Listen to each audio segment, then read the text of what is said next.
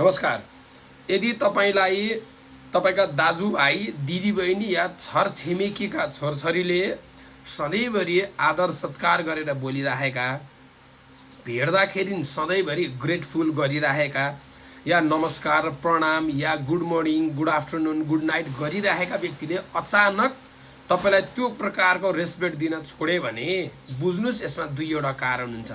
पहिलो कारण चाहिँ त्यो फ्यामिलीभित्र तपाईको विषयमा राम्रो कुरा हुन छोड्यो। त्यो बच्चालाई बाबुआमाको बिचमा राखेर तपाईको विषयमा कुरा काटिँदैछ, तसर्थ त्यो बच्चाले अब तपाईको विषयमा नेगेटिभ बुझेर तपाईलाई रेस्पेक्ट गर्न छोडिरहेको छ। दोस्रो कि त्यो बच्चा कुनै घटना या परिघटनाले डिप्रेसनमा जाँदैछ। यी दुईटै कारणले गर्दा मात्रै तपाईलाई छरछिमेकी दाजुभाइ दिदीबहिनी कसैका छोरछोरीले रेस्पेक्ट गर्न छोड्छन् है। तर यसले घाटा तपाईलाई हुन्न, त्यही बाबुआमालाई हुन्छ जसले बच्चाको अगाडि बसेर अरूको कुरा काटिरहेको छ है। साभार चाणक्य नीति।